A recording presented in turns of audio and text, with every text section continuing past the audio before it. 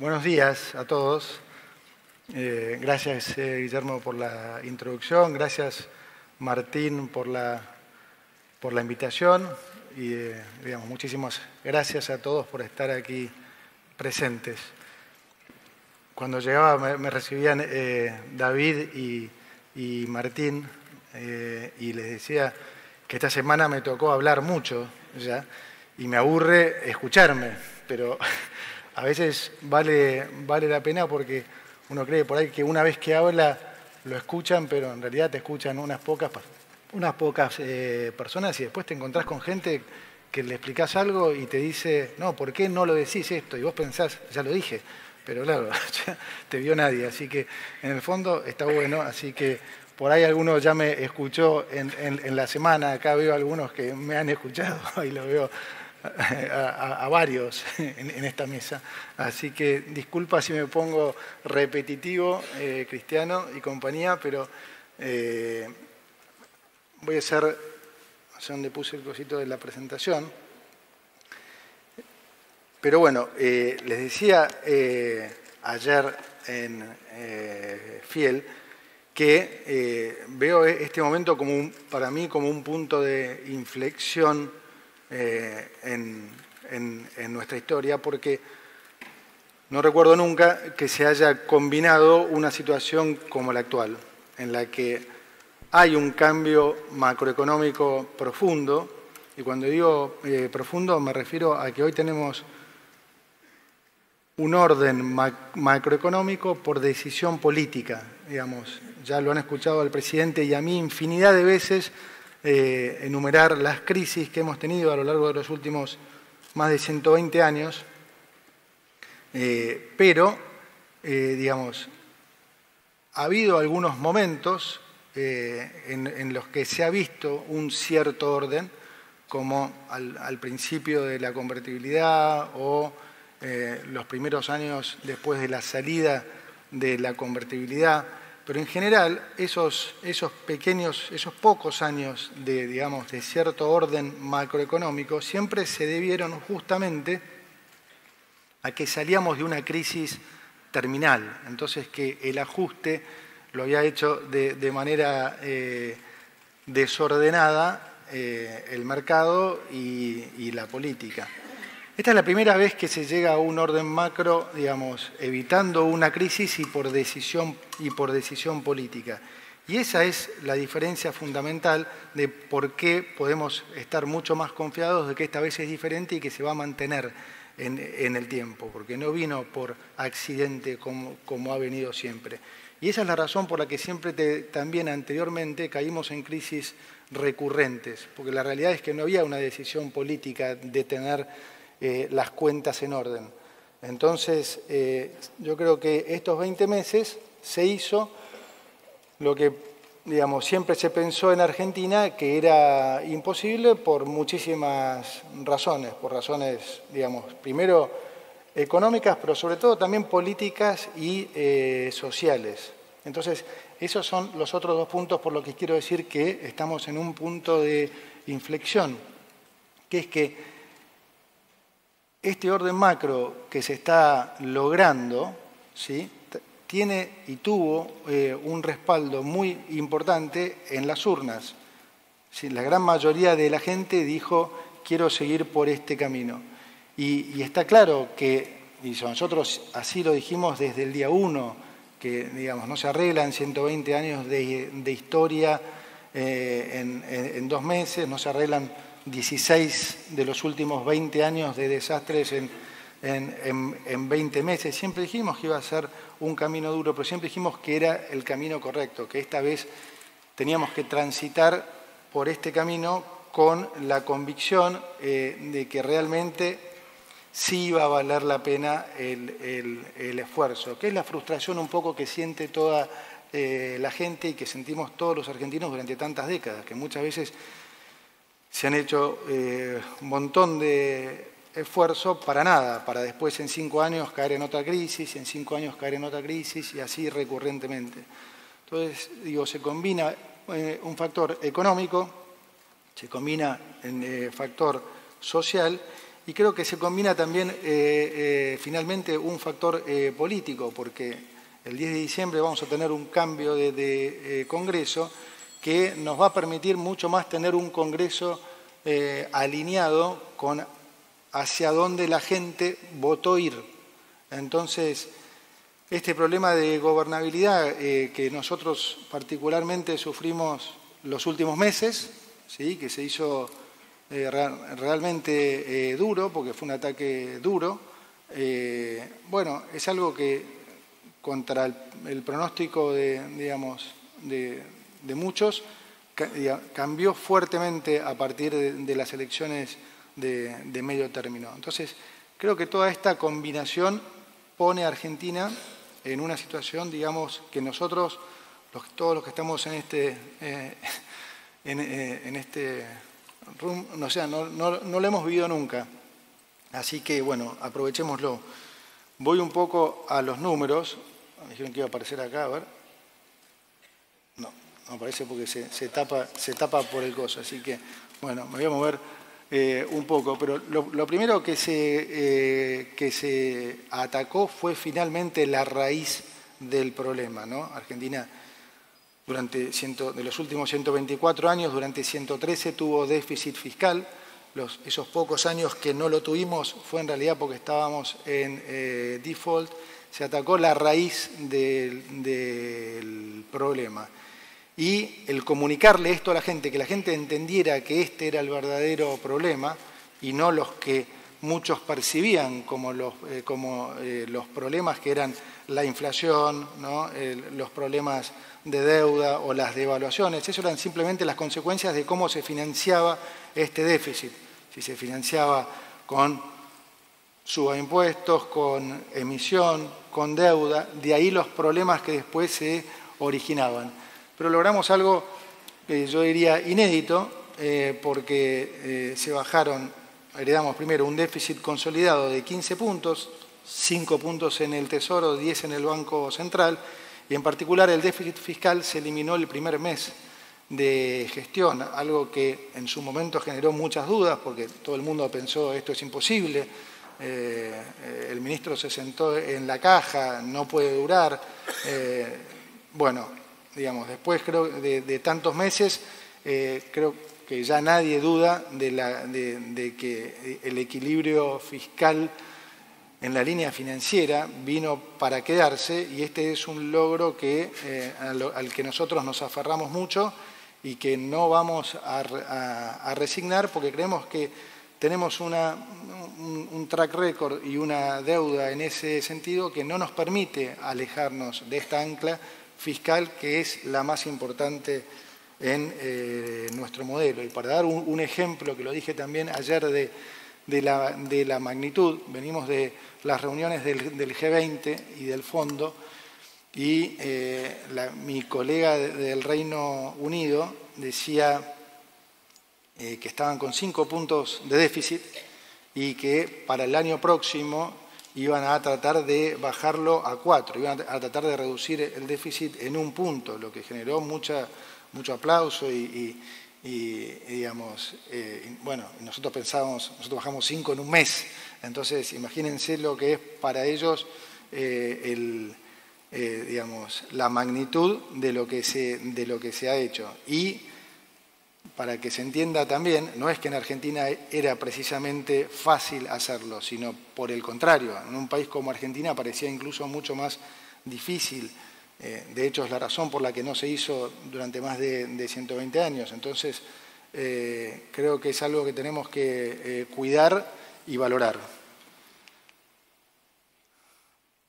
Logramos también en 6 meses eliminar el déficit cuasi fiscal, terminamos con la emisión monetaria, la gente también finalmente entendió que la inflación es un problema monetario, lo estamos probando, llegamos con una inflación del 1,5% diario, ¿sí? Como dice el presidente, íbamos a una potencial hiperinflación que nos podía llevar a guarismos del 15.000, 17.000, 20.000%. Hoy estamos rondando los últimos meses entre un número entre el 1,5 y el 2,3 como ayer, pero la verdad, aún para el mes que fue, digamos, el último mes realmente creemos que el número de inflación prueba justamente que el programa es muy sólido, ¿no? Porque en otro momento, con un ataque así como hemos tenido, seguramente hubiéramos visto logaritmos inflacionarios bastante más altos. Y la parte, yo diría también más positiva, por la que más de uno le generó realmente una sorpresa enorme, es que si a la mayoría les hubieras dicho que ibas a hacer un ajuste del gasto público del 30%, de una situación encima como la que habíamos heredado, que ya venía de más de 4 trimestres de recesión, la mayoría hubiera pensado que esa recesión se iba a profundizar a niveles fuertísimos, donde el PBI probablemente hubiera caído 10% o más. Sin embargo, cuando miramos el estimador mensual de actividad económica, fin del 2023 versus fin del 2024, la actividad creció al 6,6%. Y la realidad es que el primer trimestre estábamos creciendo al 5,8%, en el segundo trimestre incluso se estaba acelerando, y, digamos, la economía se empezó a planchar a partir de los ataques que sufrimos fundamentalmente en el Congreso, ¿no? La parte positiva de esto es que después de las elecciones, ustedes sabrán tan bien o mejor que yo, realmente parece haber habido una recuperación fenomenal. Así que esperamos un tercer trimestre bastante más positivo y para el año que viene una proyección realmente muy, muy optimista. Este es un orgullo. Ayer salió también las cifras de UNICEF, para muchos que también dicen que no le llega a la gente. Bueno, no disputemos datos, porque si disputamos datos estamos muertos, ¿no? Volvemos a las sensaciones del kirchnerismo, donde en Alemania había menos pobreza que en Argentina, o directamente no la midamos porque estigmatizamos. Así que nosotros sí miramos los datos, y los datos realmente son contundentes, y esto nos pone realmente muy, muy contentos. Haber podido sacar 12 millones de personas de la pobreza es algo que realmente nos deja muy orgullosos. Se ha armado un debate importante con respecto a la flotación entre bandas versus la libre flotación. Un poco a mí me da la sensación que clásico argentino nos agarra esa ansiedad de cuando las cosas empiezan a ir un poco mejor, ya por ahí querer correr más rápido de lo que nos dan las piernas, ¿no? Entonces, yo he venido esta semana en este debate tratando de comunicar y explicarle a la gente por qué para nosotros es mejor una flotación entre bandas en este momento, para esta situación argentina, que una flotación libre. Voy a tratar de explicárselos nuevamente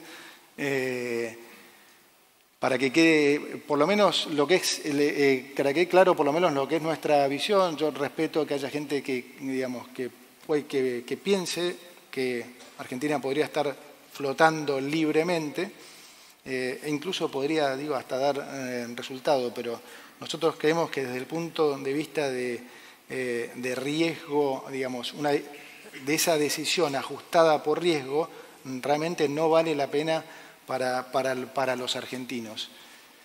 Hay muchos factores que explicar acá. El primero es, si vas a defender unas bandas, lo primero que tenés que estar seguro es que las bandas están bien calibradas, ¿sí? Y las bandas están bien calibradas, en particular el techo de la banda. Nosotros no somos fanáticos de la tira histórica, de lo que es el tipo de cambio real bilateral, porque creemos que hay muchos factores que cambian en el tiempo, pero como siempre lo usaron en contra nuestro cuando este número daba mal, ahora entonces lo pongo porque da bien. Entonces, digo, cuando miramos la tira histórica, vemos que en la salida del cepo de Macri, donde nadie cuestionaba el tipo de cambio e incluso los fundamentos económicos eran bastante peores que hoy. Argentina tenía en ese momento 6 puntos de déficit fiscal y 3 puntos de déficit de cuenta corriente, cosa que no tenemos hoy. Bueno, el tipo de cambio en ese momento, a hoy, de ese momento era 1.281. O sea, y si algo podríamos darnos el lujo de tener un tipo de cambio más bajo aún, teniendo en cuenta los fundamentos que tenemos hoy. Pero más obvio incluso que esto sí creo que es, esto sí yo le doy muchísima importancia, es que estamos en récord de exportaciones. Y estamos en récord de exportaciones prácticamente en muchos rubros. Desde industria del conocimiento, bueno, incluso bienes, servicios, y digamos, no hay que ser muy sofisticado para entender que vos no podés tener tu moneda sobrevaluada y tener récord de exportaciones. Entonces, hay un punto importante a entender que es las bandas están bien calibradas, porque yo podría entender que alguno digamos, lo disputara si uno estuviera defendiendo un tipo de cambio absurdo si llegara al techo de la banda. Entonces, nosotros estamos flotando entre bandas. Ahora, ¿las bandas están en un nivel razonable? Sí, evidentemente sí, si no, no tendríamos el récord de exportaciones que tenemos. Además, tenemos saldo comercial positivo, en el año vamos por los 6.000 millones, probablemente terminaremos en un número más cercano a los 7.500 o a los 8.000. Y cuando miramos los flujos a futuro, también hay que ser muy optimista en función de las inversiones que ya están en curso. Este es un país que tradicionalmente, lo veo acá a Nico, vivió de los dólares del agro, ¿no? Que promediaron más o menos el orden de los 25.000, 26.000 millones de dólares, que claramente al momento que logremos sacarle las retenciones, seguramente ese número se va a incrementar fuertemente, pero lo que está muy bueno puntualizar es que con las inversiones que ya están en curso, en muy pocos años vamos a tener una balanza energética y minera que va a ser lo que, por lo menos el doble de lo que es hoy el agro. Ojalá en ese momento el agro esté también en estos niveles. Pero fíjense que para el 2030 o 2031 vamos a estar en 48.000 millones, 57.000 millones de superávit. Entonces, se viene, digamos, una entrada de dólares por exportaciones realmente fenomenal. Así que nosotros nos sentimos muy cómodos con el calibramiento de las bandas. El segundo punto es que muchos países salieron justamente o iniciaron sus programas de estabilización con bandas cambiarias. O sea, es algo que está aprobado, no es que estamos inventando nada nuevo, es algo que ha sido aprobado y ha sido exitoso en muchísimos países, tanto de la región como no de la región. Además, fíjense que en estos países las bandas fueron esquemas que incluso duraron muchos años, por ahí de 4 años como Brasil, pero otros países más de 10 años. En algunos casos hubo algún cambio, algún recalibramiento de las bandas y demás, pero es un esquema conocido, no es que estamos inventando algo que no se haya hecho en el pasado. Se ha hecho y se ha hecho con éxito.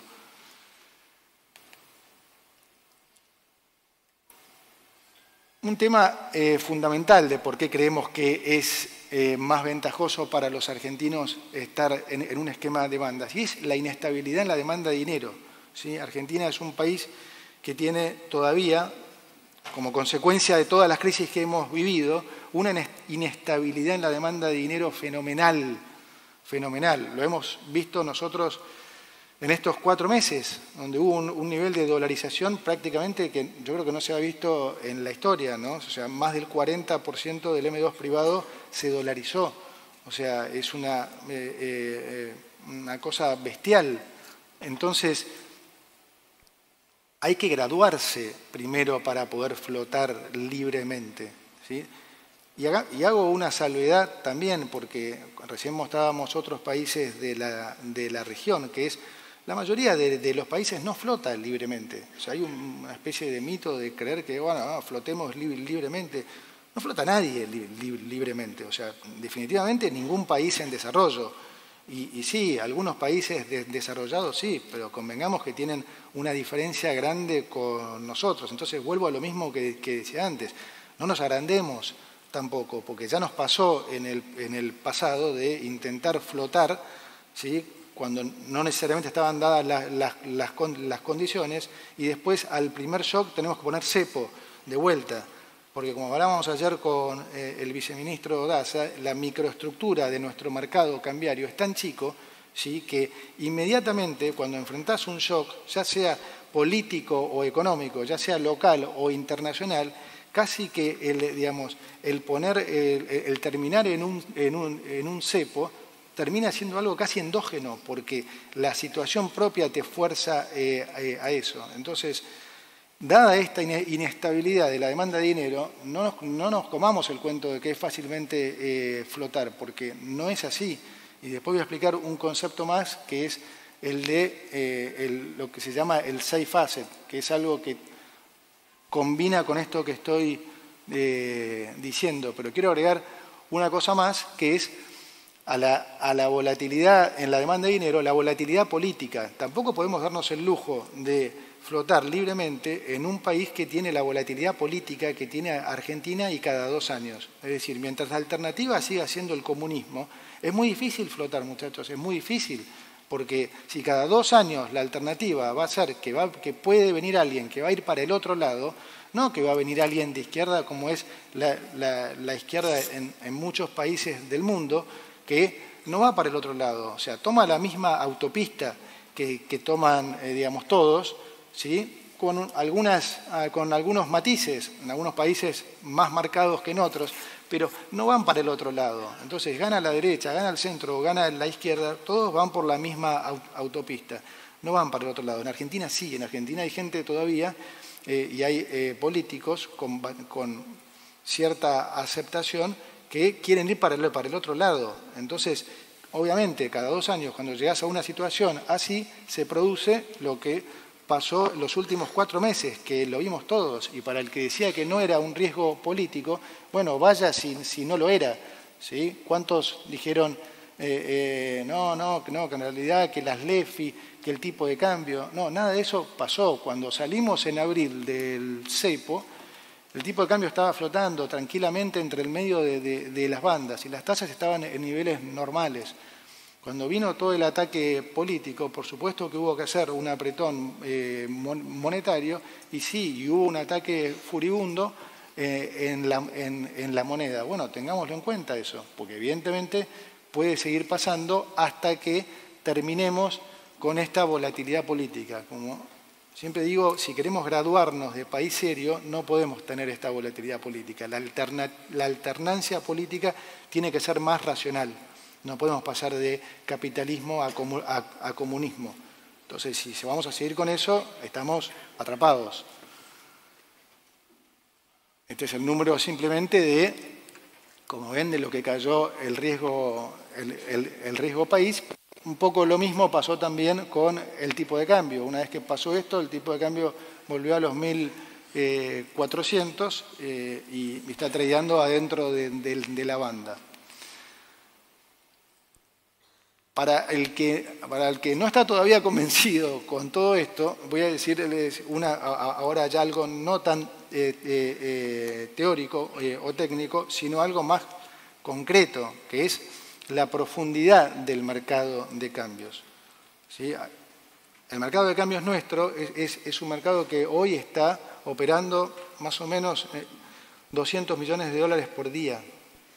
Y les estoy haciendo precio porque hace 24 horas operó 90 millones.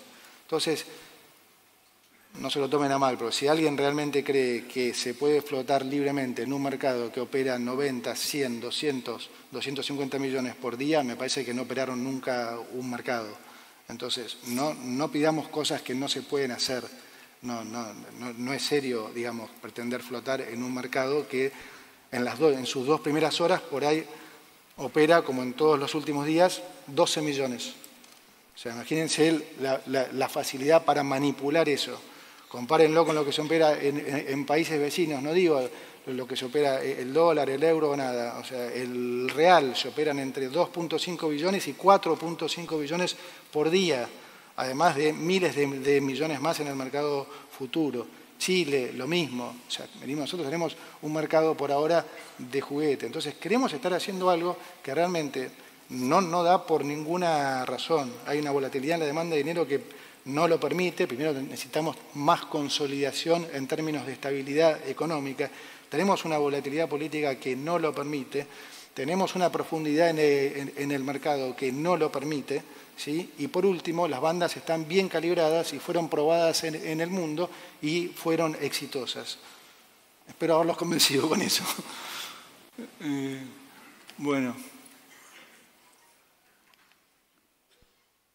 La deuda es otro punto importante, que es, porque la deuda es el primer gobierno que ha reducido fuertemente el tamaño de la deuda, es el primer gobierno en realidad que la está bajando, hemos bajado 50.000 millones de dólares la deuda, pero más importante, al no tener déficit fiscal, y al crecer la economía, ese ratio solo puede bajar. O sea que estamos en una muy buena posición. En particular, cuando miramos la deuda al mercado, es apenas 25 puntos de producto. Y cuando miramos la deuda en dólares, es apenas 13 puntos de producto. Y esto es la deuda en dólares a nivel nominal. Si la miramos a nivel de mercado, son escasamente 10 puntos. Y si hacemos un pequeño análisis asumiendo un crecimiento para los próximos años del 5%, un tipo de cambio real bilateral que se mantuviera estable y, por supuesto, que siguiendo con superávit primario suficiente para pagar los intereses, lo que es la deuda en dólares para el 2031 apenas serían de 9 puntos de producto. Es decir, que en lo financiero, en lo que es deuda, la situación es absolutamente manejable. Bueno, muy importante esta parte, que es todo lo que es el impacto en la economía real. Este es un punto central, porque en realidad la inversión en la economía real es lo que va a hacer el motor de crecimiento, ¿no? Es lo que va a generar mayor trabajo, mejores salarios. Y esto estamos viendo algo que es bastante inusual. Está viendo la inversión se está recuperando muy fuertemente. Hay muchos de los que yo veo que están acá, que están invirtiendo, acá lo estoy viendo a Gustavo, fuertemente, y no son solo, digamos, inversiones de empresas que ya están en el país. También hay muchísima inversión nueva viniendo, inversión extranjera directa, que normalmente tarda mucho más en venir, pero ni hablar en países como Argentina, que de vuelta a consecuencia de la volatilidad política que tiene, ustedes saben, las inversiones directas es gente que una vez que viene a invertir se va a quedar 30, 40, 50 años. Entonces trata de tener un horizonte bastante más largo y por eso requiere en general un periodo de entrada más largo, porque quieren ver mayor estabilidad. Bueno, estas inversiones están viniendo, yo diría, en tiempo récord.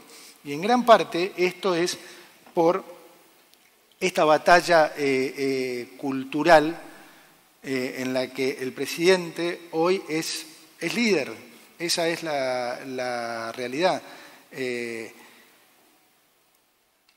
En los viajes con el presidente, realmente yo cada vez que viajo, y lo he dicho muchas veces, pero me acuerdo que lo dije la primera vez que fuimos a Davos hace casi 2 años, porque me sorprendió, me súper sorprendió.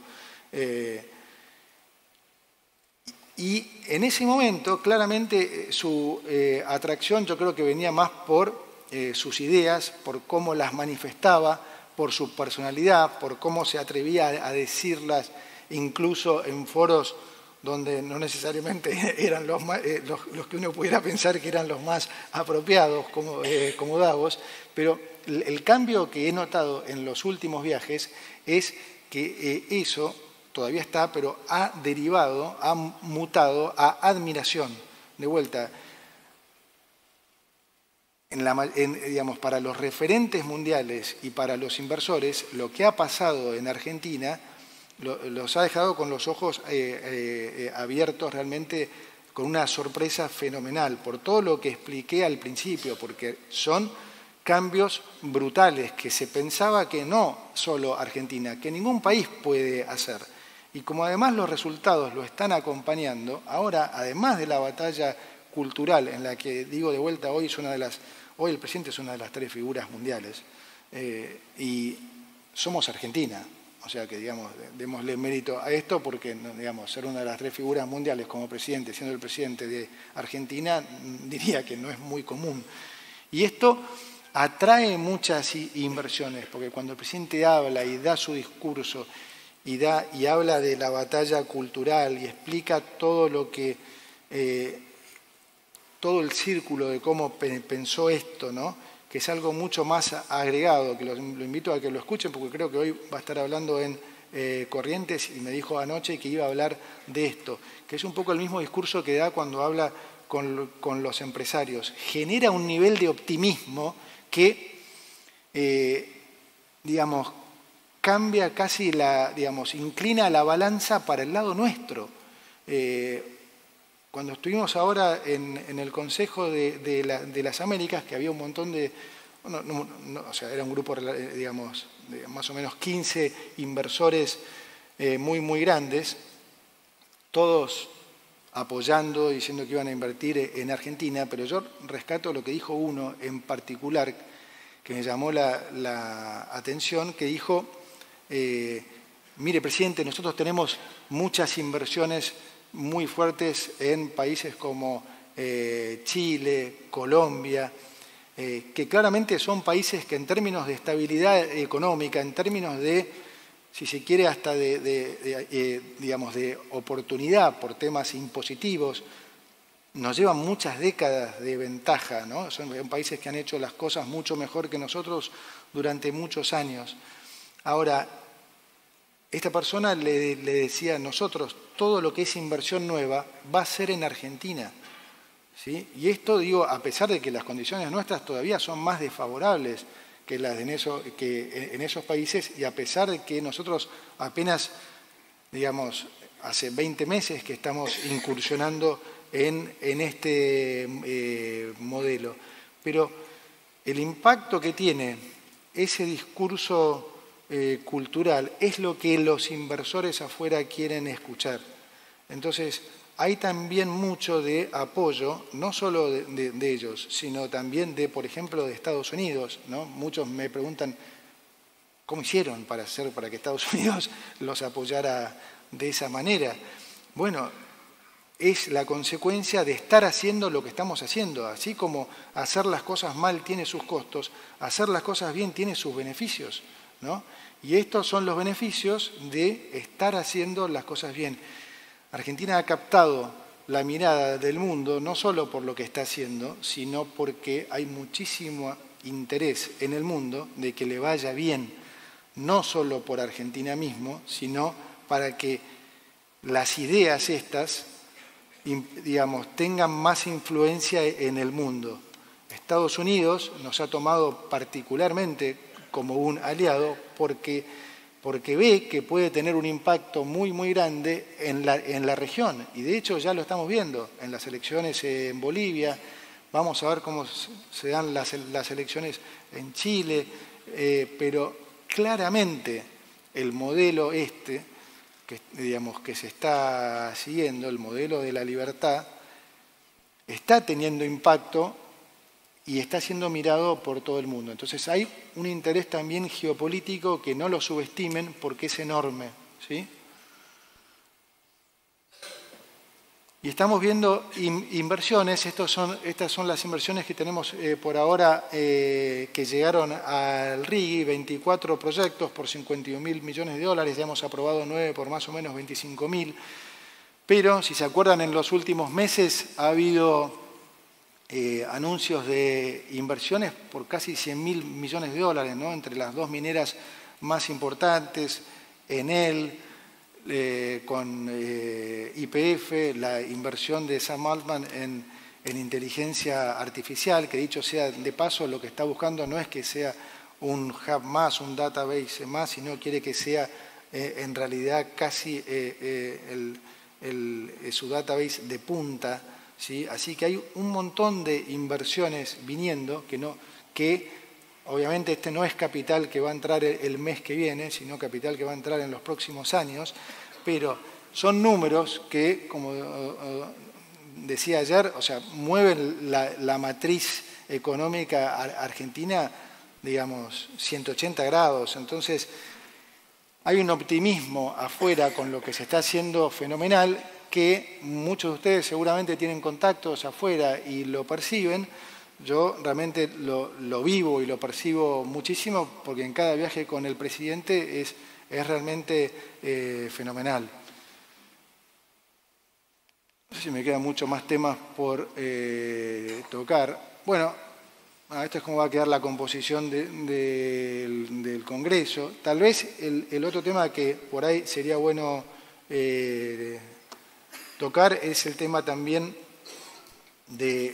hay dos temas más. Uno que refiere a lo que les dije antes, este llamado safe asset, ¿no? Lo que sería el refugio de que las personas toman cuando hay una situación de estrés o una situación o un shock o una situación de desequilibrio. Y el otro punto que me gustaría aclararles es cuando hablamos de otro tema que se está hablando mucho, que es de la acumulación de reservas. Primero, déjenme contarles brevemente lo que implica el safe asset y por qué lo traigo a colación, porque se relaciona también con el hecho de la flotación libre versus la flotación entre bandas. Se ha escrito muchísima bibliografía sobre los safe assets, particularmente es un tema que salió después de la crisis del 2008-2009. Entonces, en Argentina pasa una particularidad, ¿no? En los países desarrollados en general, por ejemplo, en Estados Unidos, el safe asset el refugio es el bono corto del Tesoro americano, ¿sí?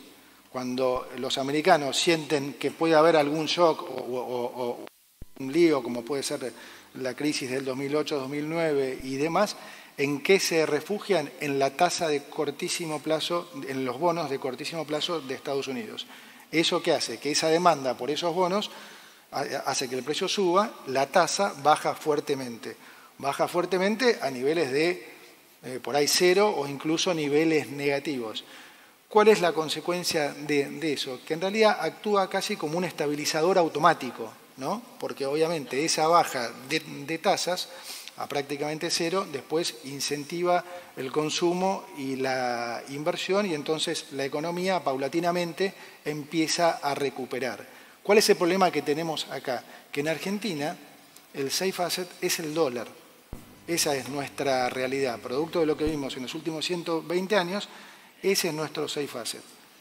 Entonces, cuando pasa una situación de shock, ya sea político, económico, interno o externo, ese es el camino que el argentino toma.